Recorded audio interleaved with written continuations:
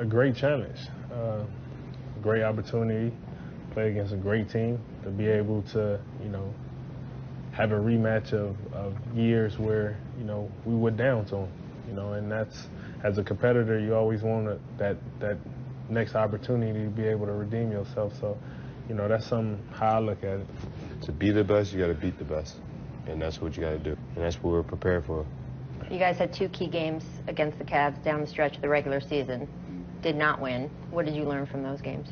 That we can compete with anybody. I mean, we had chances to win those games. I mean, we had chances to win both games. We just didn't play well. We just didn't finish. For 44 minutes out the game, we play how we want to play, but them last few minutes, we just got to be able and understand and tighten it up, especially going against, a great player like LeBron.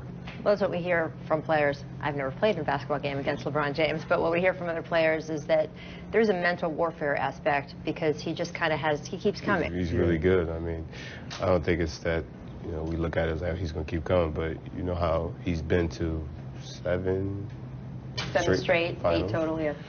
It's pretty good. It's pretty impressive. He knows how to win. He knows how to win. So for us, we just got to know. We got to learn, and we've learned how to win. We've learned how to deal with situations. We've learned how to prepare ourselves to situations to make sure that we win. Kyle and DeMar also on the cover of ESPN magazine this month, so be sure to check it out. Available now. And we heard what they had to say, guys, about this matchup with the Cavs. So, Paul, it's funny, our producers told me in prep you were leaning Raptors, and then at the top of the show, you leaned back to the Cavs. Yeah. Who are you more confident in? I'm just, like I said, just LeBron's greatness, it can't be overshadowed. I mean, right now, we should all really appreciate what he's doing and what he has done. And, you can't put nothing past greatness. When you see it at the level that it's going at, this is something we need to appreciate. And it's going to be remembered for a long time. There's not going to be a player like this come along for a long time. And so it's tough for me to say, the Raptors, can they get over the hump? Yes, they do have more depth. Yes, they may be primed for a long playoff run. But when greatness is in your way, it has a way of reaching another level. And even though I don't think LeBron has the help, he's good enough. I mean, Kevin, you just spent a week and a half with the Raptors. And look, what I was asking those guys, that's the nice way of saying, hey, people think LeBron's in your head. What did you learn about their mental strength?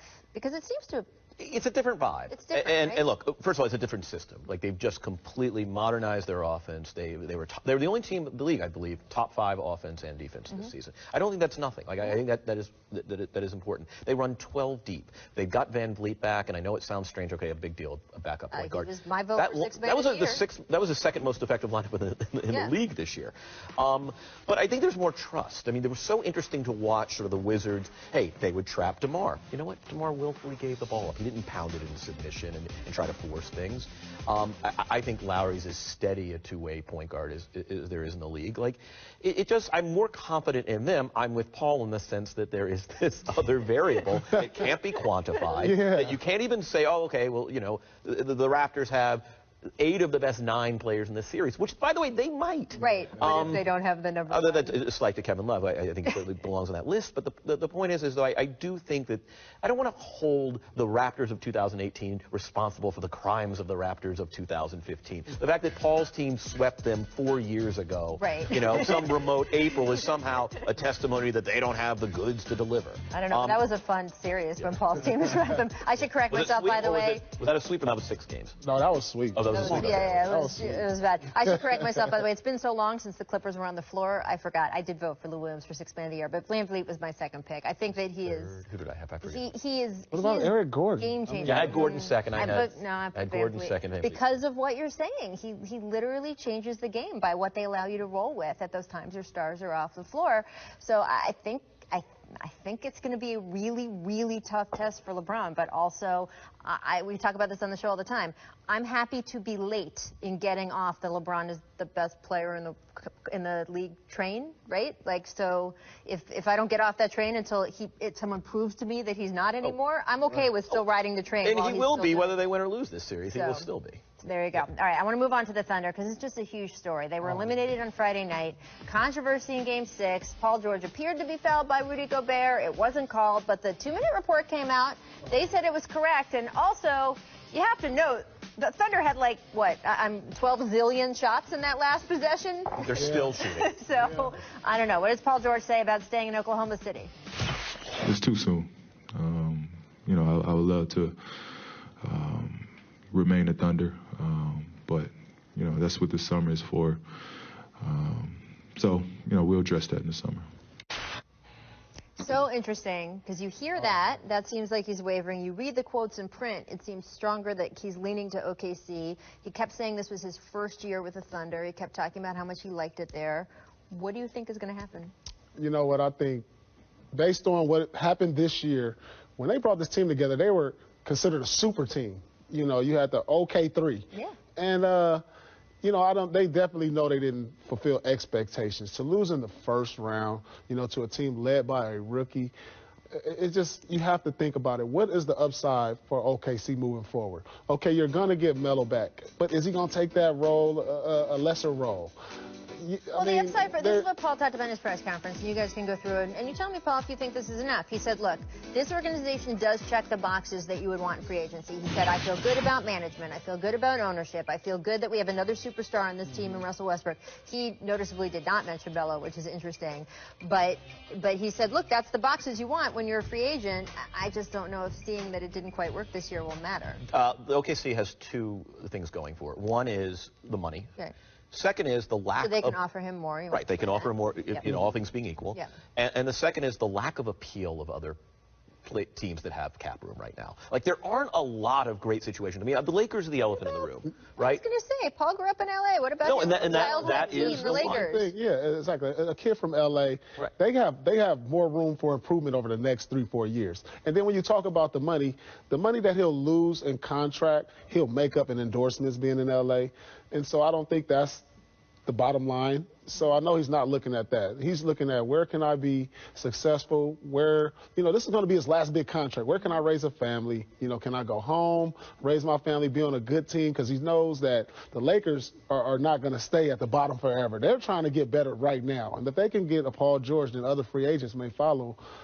It's going to be a tough decision for him this summer because I just don't see the upside in OKC. How do they get better? Everybody's locked into their contracts. They have no potential. Not just how do they get better. I'm actually worried about if they can tread water with the roster they have, and you're better at these cap mechanics than I am. We put up just on the screen about the money and Paul George in that situation. We also have the Carmelo Anthony situation. Look, this is how much money they would try to commit to Paul George. We'll talk in a minute about Melo, who is expected to opt in. You've got a bunch of money tied up in him. You're going to start having to make difficult decisions if you don't want to get into the repeater tax, right? For can you pay Steven Adams what he should be paid? Some of those other guys on the team that filled out the roster, maybe you can't do that, and then therefore... that team might be worse. And then here is Carmelo, and I just got to listen to this. I'm not sacrificing no bench role, so that's out the question. As far as sacrificing, I don't even like to talk about finances and the economics of the game of basketball. When that time will come. So this is interesting because he is not expected to turn down someone who's about to hand him $28 million. If for some reason if he decided he wanted to go be a definite starter on another team, that would release money to be able to do what they would need to do to put a great team around Paul George and Russ. If he keeps it and he stays and they're that committed, and he's possibly discontented about his role on the team, Paul, what do you expect? And should he be open to a bench role? I think he should be open to anything. There's no question about it that Melo is a starter in this league. But is that the right fit? I started my last year in Washington. Then I came over to the Clippers. I had a pretty productive season in Washington. I came over to the Clippers. I felt like I was still a starter. But Doc just felt like that was a great fit for me to start with the unit they had out there. And so, you know, it just comes a time where you're like, you know, you could probably still start, but maybe you have to take a lesser role that's better for the team. And I think that'll be best for OKC. We bring Melo off the bench, and you could just say, hey, you could just be a scorer, because it just showed in this series when Russ and Paul George is out there without Melo, they thrive. Yeah, and I don't mean this as a loaded question, because it's going to sound like one. Can we identify? All right. Can we identify something that Carmelo does particularly well at this point in his career? Well, he's a great shooter. I mean, he can shoot the ball very well. I mean, like, he's just not. It's just that in this offense, he was forced. When he was older, he couldn't get by his man. He didn't get open opportunities. He was forced to play a lot of one-on-one basketball. If you get Melo open and you setting picks and he's that guy, I was forced to if he's that guy, if he gets the shots that Kyle Korver and J.R. Smith got, to where he had a playmaker finding him in spots, he's a knockdown shooter, and that's no question about it. He's one of the best shooters this league has seen from three-point and in. It's just that he's forced to play a one-on-one game to where, you know, his one-on-one game isn't what it used to be. Well, he said that in that same press conference that he wasn't comfortable being moved to the 4 and that it didn't let him play the game that he wanted to play. So it's interesting you talk about your move to the Clippers. Is there an argument, if you're one of Melo's friends, to say, hey, if you do move to the bench, you might be able to get into your more natural position and play the way you want to play? That's a possibility. That's a discussion he has to have with Billy Donovan. You know, they have to be on the same page. You can't go into camp next year and just this awkwardness if you know, you call out the first 5 for practice and Melo's not in there. Right. This is something that has to be talked about all summer, and you have to explain to him why and what's going to be the purpose of it. But you know, this is something that has to be talked about in the summer, because you know he's going to opt in. Can I ask you a question, because it's fascinating to me? If he got 29 minutes a night, and it's okay, he's not in the player introductions, why is it so important for a guy to play those first 6 minutes when there's 48 to go around? Like what is it symbolically about? I'm going to tell you, for me, you've always been in that role. You know, when you go to the bench, it's a different way to prepare. It's a different mentality. So when I went to the bench, it was just like I didn't know, you know, how my nap was different. My lunch when I ate was different. When I prepared was different. Everything changes, because maybe you come in at the 6-minute mark. Maybe you don't. And so your preparation changes and your mental changes. Like when you're starting, you know, okay, I got to be ready at the start. 7:40, I'm going to be here in the gym. I'm going to be here. And that's what he's been his whole life. So like that bench role, that's like shocking to a player. It shocked me. And it was just like I had to change my whole routine up and mentally prepare for that. Well, I'm fascinated to see how this plays out, because, again, if you look at the numbers for next year, the Thunder are carrying an extremely heavy payroll that will have to pay a lot of taxes for a team that this year could not get out of the first round. Is ownership going to want to do that again? Will they have to trim back some of the support for PG and Russ and Melo, and therefore maybe they will have less of a good chance for next year? And maybe the way to cut some of that money, do you think Sam Presti says to Billy Donovan, no, tell him he has to come off the bench and make him kind of pull Phil Jackson, make him so upset that he wants to walk away? Managements do have ways of sort of inducing the decision they want a player to make or employee to make. Look, I mean, Presti's been a pretty creative deal maker. Yeah, I mean, Presti's been a very creative deal maker and is great. I mean, hey, no one had Paul George going there. They kind of pulled it out of their hat. So, I mean, I do like him to figure out the spreadsheet mechanics that are required to make everybody happy. But the Melo thing's huge. I mean, I can't imagine him walking away from that option. Right. That's a lot of money. Here's what The Jump recommends for today. The New York Times publishing a great piece on ESPN's own NBA analyst, Doris Book. Details on all the homework DB does on a nightly basis to help her prepare for her role. She is the best. Go read about her. We love you, DB.